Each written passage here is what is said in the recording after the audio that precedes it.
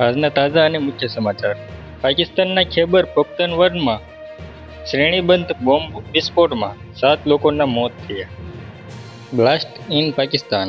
પાકિસ્તાનના અશાંત વિસ્તારમાં પખ્તૂનખ્વાના બન્નુ જિલ્લામાં શનિવારે એક માર્ગની બાજુમાં પર એક પછી એક એમ કુલ 2 બોમ્બ વિસ્ફોટ થતાં ઓછામાં ઓછા 7 લોકોના મોત થયા છે. અશાંત વિસ્તારમાં પખ્તૂનખ્વાના બન્નુ જિલ્લામાં શનિવારે એક માર્ગની બાજુ પર એક પછી એક એમ 2 વિસ્ફોટ થયા છે. ઓછામાં ઓછા 7 લોકોના મોત થયા છે અને કેટલાક લોકો ઇજાગ્રસ્ત થયા છે. પોલીસ અધિકારી તરફથી આ ઘટનાની પુષ્ટિ કરવામાં આવી છે. અત્યારે તો કોઈ સંગઠને આ આત્મઘાતી હુમલાની જવાબદારી લીધી નથી અને સુરક્ષા દળોએ સમગ્ર વિસ્તારની ઘેરાબંધી કરી લીધી છે.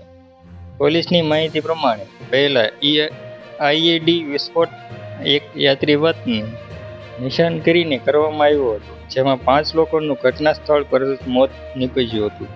ત્યારબાદ તે સ્થાન પર રાહત અને બચાવ કાર્યમાં જોડાયેલા લોકોને નિશાન બનાવીને બીજો વિસ્ફોટ કરવામાં આવ્યો હતો, જેમાં 2 લોકોના મોત થયા હતા. આ વિસ્ફોટ બન્નુ જિલ્લાના માર્કા બેરી વિસ્તારમાં થયો હતો.